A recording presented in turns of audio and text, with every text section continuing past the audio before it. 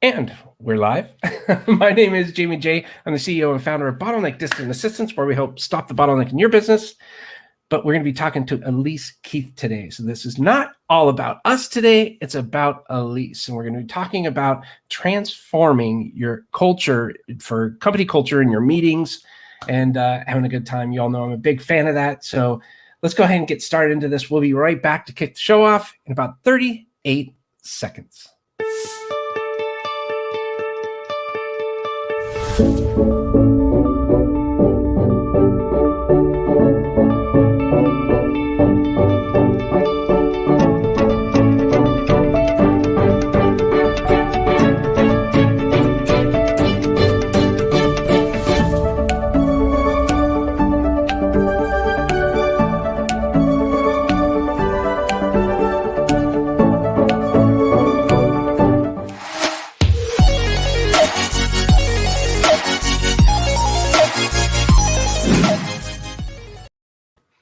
Hello, it's Jamie J. I'm the CEO and founder of Bottleneck Distant Assistance, where we help stop the bottleneck in your business.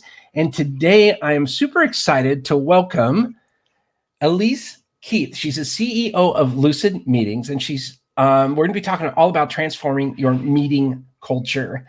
If you know me at all, you know how much I'm in love with meetings and how much I'm in love with really good, effective meetings. So we're going to be jumping into that and showing you different ways that you can empower everyone to get involved and enhance your culture. So why, is Elise somebody that can help stop the bottleneck in your business? Well, you guessed it. I'm going to tell you.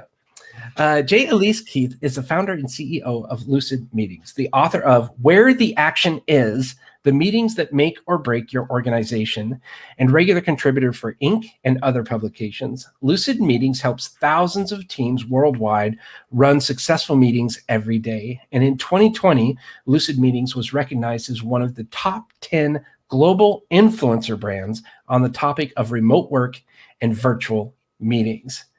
I can easily say that this is right up my alley and something that is extremely important to me, and I think it should be to you too. So before I quickly introduce J Elise Keith, if you have any questions or comments as of the live recording of this, whether you're on Facebook or LinkedIn or Twitter or YouTube, feel free to ask away. Please, I'd invite you. Don't be afraid. We're very kind, and we love the interaction here. If you're happen to catch this on a replay, go ahead and ask the question, and I'll make sure to forward that to J Elise Keith. So without any further ado, welcome. How are you? Hi. I'm so happy to be here. I love talking to somebody else who loves talking about geeky meetings and how wonderful they can be. And you know what? I am not joking. I actually thrive on this stuff. I love it. It's just something I geek out and have a passion for, as well as you. And I can't wait for you to kind of open that up for us today and give us some helpful things on how we can improve our meetings and generate a positive company culture. But before we do that, I wonder if you could tell me a little bit more about you. Yeah, so well, you introduced me. I'm the founder and CEO of Lucid Meetings, which we started 10 years ago. And yeah, well, it's been a real eye-opening saga of discovery and learning and uncovering, because we began as a software company.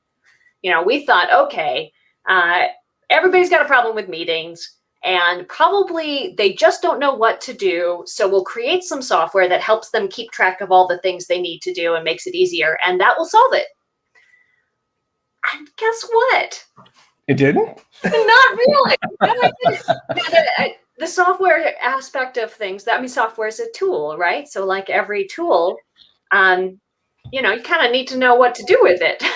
Yes. It's effective. So, software is really, really great. And a lot of people continue to approach the meeting challenge from that perspective. But as you pointed out in the intro, what we learned is that it really is all about culture. It really is all about, how do you create a place where people recognize the opportunity that their meetings are and show up and play as a team? Because, this ain't a spectator sport. This isn't a sit back and judge. This is a get in there and make it happen kind of activity. So what do you do to make that happen, right? Yes, exactly. So Is your software still available? Oh yeah. And it's sweet. If you have a effective meeting process, we can help you model those agendas and make them repeatable and capture the notes and automate the minutes and all of that stuff, which is really great once you know what you want to do. Use software to help make it faster, right? That's what software's great at. Automation is the bomb. And what's the name? But you got to know what you're doing. Exactly. What's the name of it? Lucid Meetings. Okay, so that is it different than Lucid Chart? Yes. Yeah, it is. Lucid Chart. Okay. Yeah. We were founded about the same time, and we were both Gartner Cool vendors the same year, which was hugely confusing for everybody. But yeah. Okay. I was just wondering because I was putting Lucid and I'm like, oh, okay. Yeah, also different than Lucid Motors or Lucid Absinthe or any the other ones. So what is it about what how did you land on meetings? Because we were talking in the green room about, you can see behind you, I mean, it's beautiful what you've been able to do there, but you had some different aspirations. So I had an opportunity to find myself in the corporate world and serve a variety of clients in a software capacity before. And we were working with international standards organizations. So these are the folks who decide, how wide roads are going to be, or how USB plugs are going to work so that every computer's USB plugs work the same way, right? And to make that go, they meet. They meet all the time. They bring together people from different companies and government and the consumers and whatnot in these great big meetings.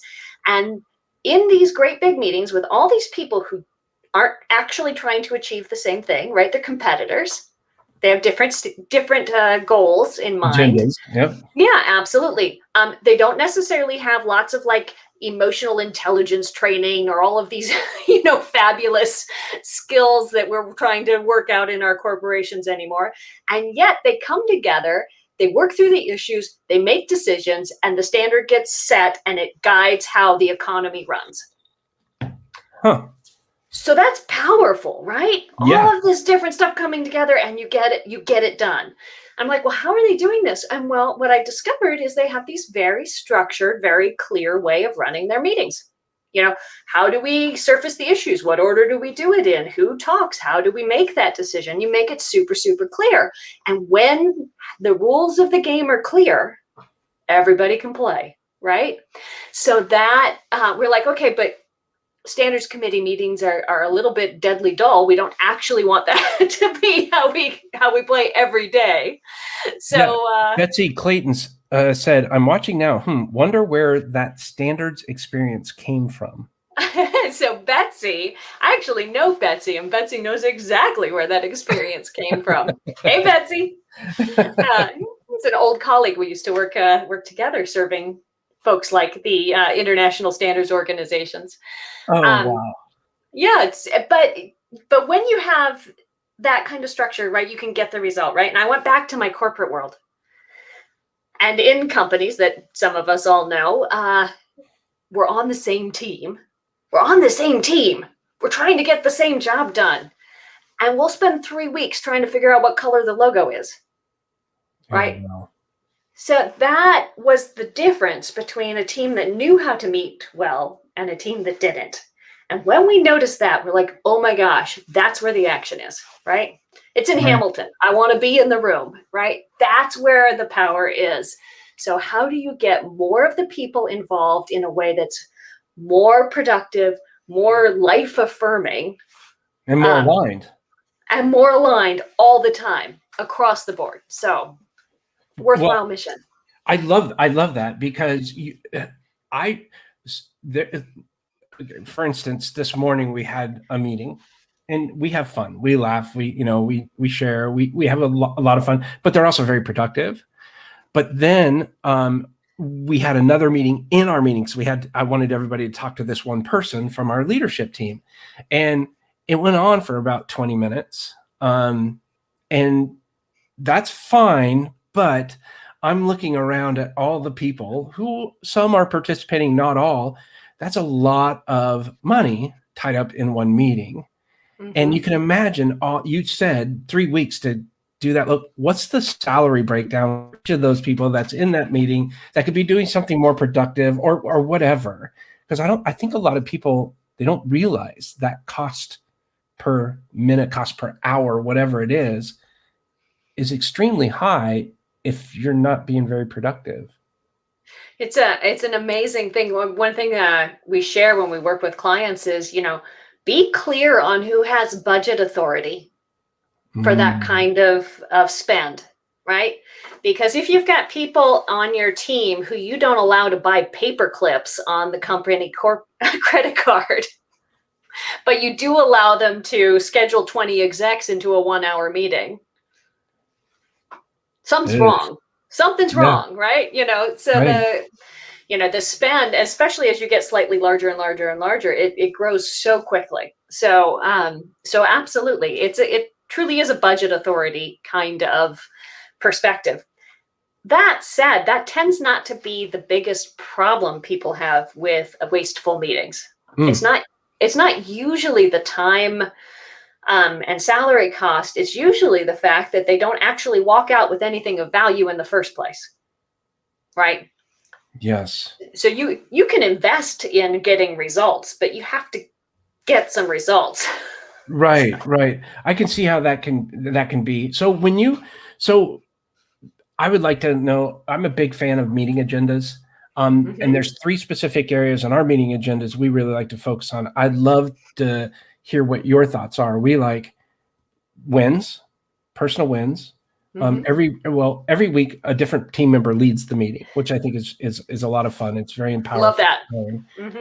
Then we talk about missteps, not F-ups or what I did wrong, but missteps. And that was probably the biggest, most impactful thing that we changed when we added that to our meetings.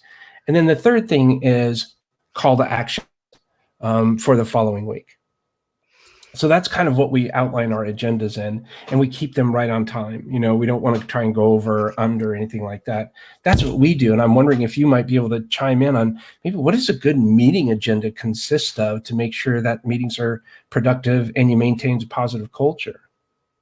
I love that you have wins in there. I love seeing victories or wins of some kind on people's meeting agendas, because those are great. And I think a step further, if you can look at whatever your company culture, your values are supposed to be, right? Like maybe it's service, maybe it's integrity, whatever it is, and find some way to create either rituals or story time around that to amplify every single time we show up.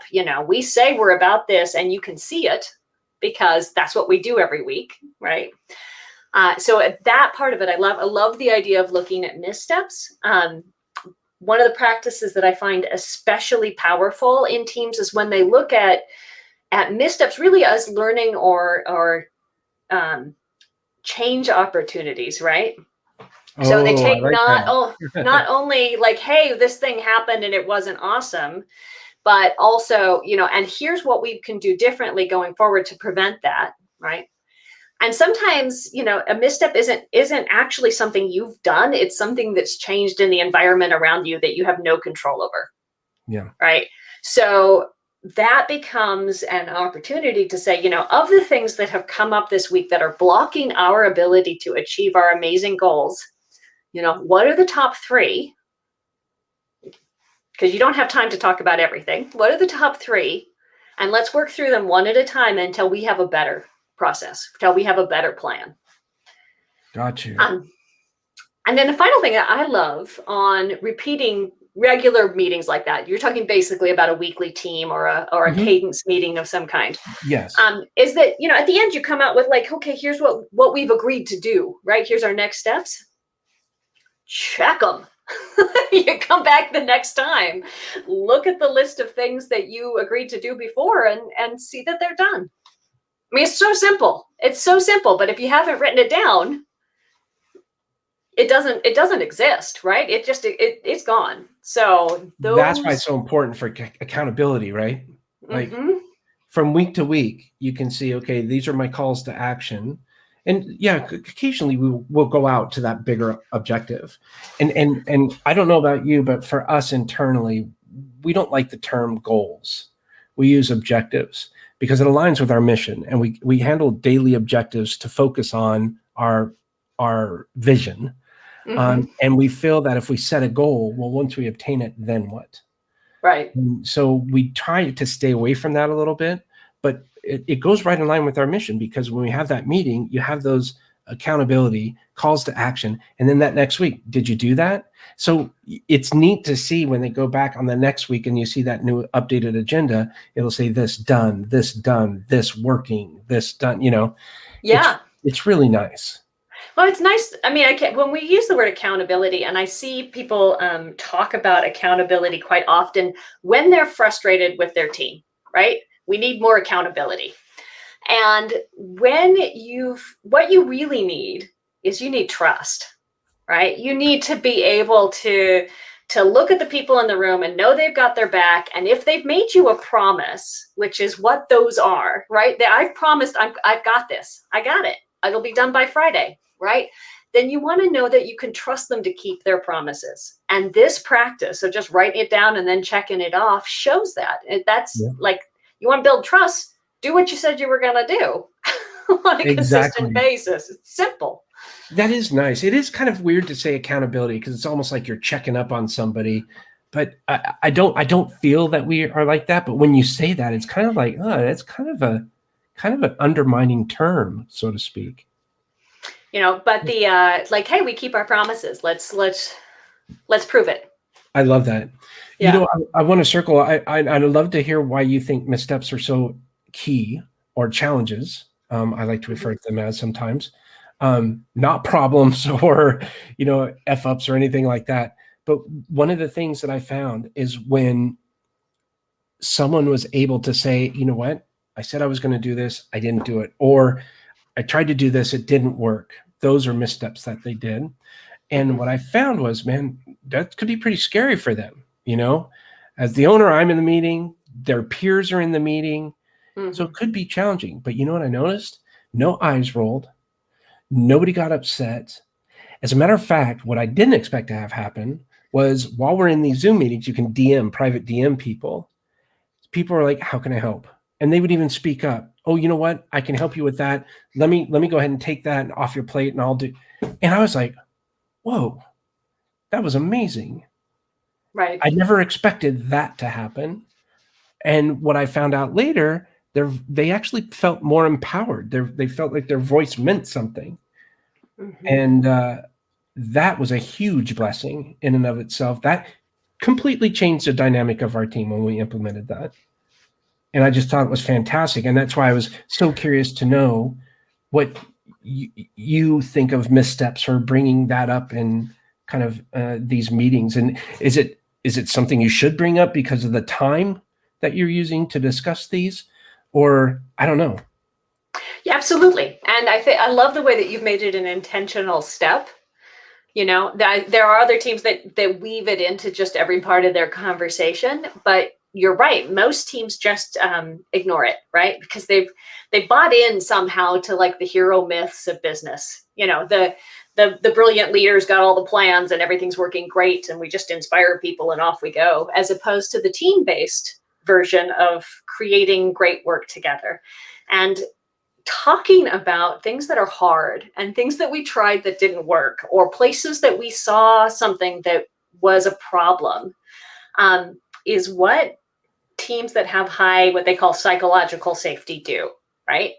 So if you look at Amy Edmondson has this great, wonderful set of TED Talks where she talks about the difference in medical teams where the nurses feel like they can challenge the doctors, right? And say, hey, that looks like the wrong dose, or hey, I'm actually concerned about this, to the doctor who's got the positional authority. They get vastly better outcomes than teams where it's not safe to bring those things up.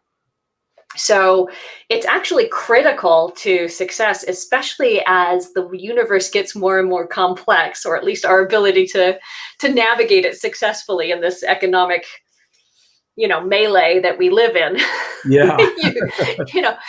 What worked yesterday isn't going to work tomorrow necessarily. So you don't yet have the skills you need to be successful, which means you're going to make some mistakes, which means you had better be able to talk about them and course correct. Exactly. So you have to make that safe for your team. Yeah. And what are some good ways that you've found to help leaders provide a safer environment? Some of it is exposing them to the fact that other people do it, right? You tell stories about how it works in other places so that they can start to get a sense of what that might be like. Because when it comes to meeting culture, so many people have never had an opportunity to be part of a team with an effective meeting culture, that they don't really believe it. Like they might intellectually know, yeah, I should do these things, but actually doing those things in front of their team feels weird and risky and scary, right? So we share stories about what's possible so that they can then have those stories with their team. The second thing I think has to happen is you have to open the conversation, right? You have to say to people, yeah, we're going to take our meetings seriously. We're going to try some things. I want you to try them with me. You are all invited. And that's a good word. And make it something that is actually okay to talk about. Because, just trying to change it by tweaking the agenda and whatnot generally falls flat. So what is a good way of figuring out meeting time length? So you want to start number one. So every successful meeting basically has a underlying structure, but that structure will vary based on what you're trying to accomplish. So before you ever put a meeting on the calendar, you need to be 100% clear on two things. One, the purpose. Like, why is it worth everybody's time for me to put this on the calendar? And generally, you're going to state that as a verb. So we are here to decide. We are here to figure out. We're here to update. We're here to, check. We're here to interview. It's a verb. And then you have to be able to complete this sentence. We will be done when we have whatever the desired outcomes might be. And that's nouns. So it's a list of next steps, agreement that we know what we need to know about this candidate. Right. A decision, right? Right. So then the trick to timing is to figure out what the steps are between why we're here and what we need to get. And that's what an agenda ought to be. An agenda shouldn't be just a list of topics. An agenda should be the way in which you describe the process you're going to use for getting from your purpose to your outcomes to the team. So they have a sense of what those milestones will be throughout the meeting. That's huge. So I have so many questions. I'm trying to slow my questions down. Okay, so my nickname in corporate America was JT for Jamie time. Okay. I absolutely despised our Monday morning meetings. They were almost 2 hours long. Oh. I mean, it was ridiculous. And I probably spoke in those meetings for maybe 10 minutes, and I had to give my numbers and do this and do that. And the rest was mind-numbing. It was brutal.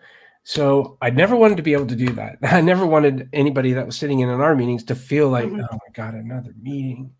And so our meetings started getting longer and longer. So we had more staff and more staff. And my assistant came up with the idea, why don't we break the meetings up into departments and then have one company meeting, but keep it short. So we did that. And now we have 4 meetings a week instead of the 1 meeting. But in my opinion, they're a lot more effective. But I know I have a question in here somewhere because I've talked to other people that have experienced similar things, and people in those meetings I've talked to who've complained about, Oh my gosh, another meeting. Oh, we have to do this. Oh, there's a conference call at 3 p.m. every single day. Like, why do we need these meetings? What do you say to people like that? Or even in our case where we've kind of branched out from 1 to 4 meetings a week? So what I think is that when you look at the way meetings work in a company, right, it's a system. And when you understand what you're trying to achieve goal-wise, what you want to do is design just the right amount of meetings to help you achieve those goals. And as your company grows and as the kinds of work you do change, the number and type of meetings you run will change too. So the fact that it changed and that you've experimented with different ways of doing it is rock on. That's exactly right. Whether you need 4 meetings or 1 meeting completely depends on what you're trying to accomplish, but also what the purpose is. Yeah, exactly, right, and those outcomes.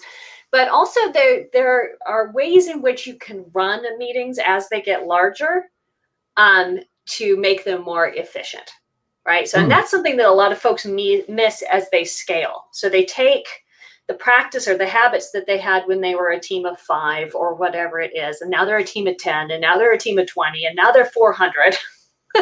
And what they've done is they've just multiplied the meetings to help deal with those different levels of extra people, extra meetings. And instead, what you can do is look at more efficient ways to run many of those meetings. So you have a cross-departmental meeting where you're trying to bring everybody together to do updates on status, is what it sounds like, right? Mm-hmm. So there's a fair amount of information sharing in a meeting like that. Here's what's going on. Here's what we didn't do, all of that, which is probably why you have that. Want the other people in other departments to have to worry about that or spend time listening to something that doesn't even pertain to them. Right, exactly. So at the high level, across the board, one of the things you can look at is the way in which that information is shared. Right, there are essentially 3 ways to share information in a meeting. One is you send it out in advance in writing, and people read it before they walk in. In terms of meeting time, that's absolutely the most efficient and effective because it requires people to think through what they're going into before they show up. So they show up ready to have the discussion. That said, you got to do it. Yeah. It's hard, and it's hard to get that time in. So the one that my team uses is we have written material and we quickly update it in the first couple minutes of the meeting, then we read it in silence. And that works better than having people speak it out loud to you because every single one of us reads enormously faster than we talk. Huh. So we bring the material to the meeting. We spend a couple minutes quietly reading through it. And then we say, yep, I'm good. And then we say, okay, well, what do you have questions about? Well, how can you help? And then we leave it there. So we're in discussion. Ooh, that's interesting. And the least efficient way to do it possible is to go around the room and have everybody talk at whatever speed they talk with whatever embellishments they feel like adding, right? That's kind of what we do. Yeah, well, you can do it, but it takes longer. And what you end up happening is the person who mutes or goes off camera or whatever. And what they're doing is they're doing other work. They're not actually listening. Yeah. So. Wow, that's really interesting. I love the fact that what's neat too is because sometimes you see people that are coming to the meeting and you can tell they're updating their agenda at the meeting. Why not acknowledge that and just have build it in. Everybody gets together and okay, guys, 5 minutes. Let's update our agendas. Let's get this thing rocking. When you're good to go, let me know. Yeah. Yeah. So that's one way in which you can do that. The other thing you can do with a multi-team thing like that is do 1 meeting, right? But split it. So have the whole company talk together for half an hour, and then the second half hour, break them apart and they do department updates. So you've co-located it in time. You're only interrupting folks once during the week. Ooh. Wow, that's brilliant. But it's, still getting you both a collective view plus a department view. That is brilliant. Well, I hope it would work. You got to try it. You don't know. It might not work. You It can, might not. that's the other thing. Experiment, right? Yeah. Don't be afraid to shift it up. Well, that's fantastic. Huh. I like that idea. Why not give it a try? Man, that would save the team another hour and a half because we have the three other meetings. Yeah, and the other thing it does is so when you think about time in your overall system of how your company works and how you meet, it's not just the meeting time, right? It's the fact that they can't schedule anything to either side of it. Exactly. Right? It's all the transition time. And if it goes badly, if they're having a bad time in that meeting, you need to book a bunch of extra time for what they call recovery. So basically there's emotional residue that carries after a bad meeting that keeps you from doing anything else positive for quite a while. So, cut that down. Right. What are some ways, obviously we know what happens during a bad meeting, but what are some ways to identify, is it bad enough to say, hey, we need to kind of recover from this and let's follow up. Let's have another quick chat here. Like, where is that line drawn, or is it just kind of gut level? Like, oh, this was really bad. We got to have it. Or maybe I don't even know. That happened the other day with someone. I didn't even know they were upset, and they weren't really upset, mad, like I'm leaving, but they were like, oh, I've got this problem, and it wasn't resolved. So that's a great question, right? So one of the things that's happening in meetings, we talk about good meetings and bad meetings, but the reality is, at a business level, you can determine that. Did the action items get done? Did we achieve the outcomes? At a human level, that's individual. That's each and every single person is having a different experience, right? Some people may be like completely intimidated by the team. Some people may be having a blast because they can't wait to be back around with real people again. And some people may be bored out of their minds. So the only way to find out is to ask. And ideally, you can ask at many times throughout the conversation, right? So if anybody's sitting in that meeting and they don't do something at least once every 10 minutes, then they're not having a good experience, right? It's I was talking to somebody that came up this morning, Elon Musk. We were talking about some things that he does, and he's the ultimate delegator. And one of his rules, steadfast rules, when he has his meetings, if you don't talk during one of his meetings, he kicks you out. Yeah. I thought that was wild, but then I see why. He goes, I'm the one here learning. You're sharing your experience and your knowledge. So please talk. Like, he's not being mean about it, but it's like, if you're not going to contribute to the conversation and help enlighten all of us with your knowledge, why are you here? Paying you, right? I've met a gentleman who was a chemical engineer for the longest time and was like, oh, I'm introverted. I don't like people. I'm not going to speak up in meetings. And it was a massively career limiting move. So his manager took him aside and said, hey, look, we hired you because you are in fact brilliant. And because you do have wonderful gifts to bring to this team. But if you don't bring them to the team, we can't benefit from that. So we're going to need you to start speaking up in meetings. And we understand that this isn't comfortable for you. We know. So what I'm going to do is, in our next several meetings, when I see something where I think you ought to be contributing, I'm just going to give you a signal. So he created this very subtle signal that helped train this engineer that, this is a time I need to speak up, and gave him just sort of some background so that he could develop that skill. And that's really the key for all of the culture transformation things with meetings. Yeah. How do you coach? How do you drill your team in effective meeting practices so that they become effective meeting habits? Yeah. How do you empower them? Mm-hmm. And I love that, because he built that person up, told them all the brilliant things that person had and did and does and knows, and then says, contribute, share that gift with people. And made it also quite clear that if he didn't contribute, he no longer was needed to be on that team. Yep. He knew where he stood. That's the job. Yeah. Yep. I think it's brilliant, but it's not like he, talked down to him and, did that. I think that's great. I love that kind of leadership. And that's where it turns into culture. So right on. I know we've passed the halfway mark here, the half-hour mark, and I do want to respect your time, but how do people get in touch with you? How do they reach out to you? So we have on our website, it's lucidmeetings.com. Bingo, right there. And you can find their information to contact us. We also have this huge body of freely available resources. So we host monthly, bi-monthly skill building workshops that are free. We're doing one on how to run great one-on-ones and performance management conversations this coming Thursday, for example.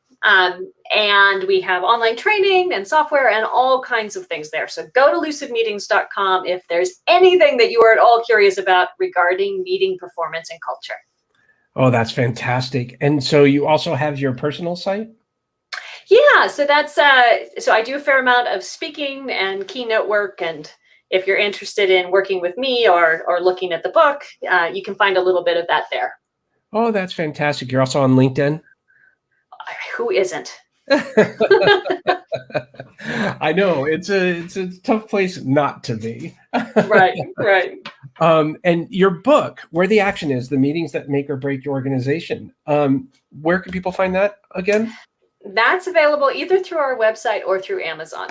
Amazon, fantastic. Fantastic. And Audible. I narrated it, which so I know that you and maybe others are working on books. If you write a nonfiction book and you decide to narrate your own book, which is really awesome because people get to know who you are, right?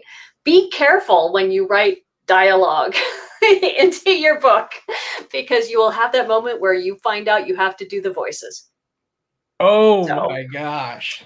So I would love any feedback on my California Surfer Dude voice and any of the other things if you happen to pick up the audiobook. That is fantastic. Oh my gosh. Well, I'm going to go pick me up a copy because I think that's going to be incredible. And we will share our learnings with our team for sure. And thank you so much. Is there anything else you'd like to say before we wrap? I think the thing for people to keep in mind is if you are in fact struggling with meetings that don't leave you excited to be part of that team, know that can in fact be changed. There are teams and companies everywhere that have found a way to make their meetings reliably successful, productive, engaging, fun, and that can be something you can do.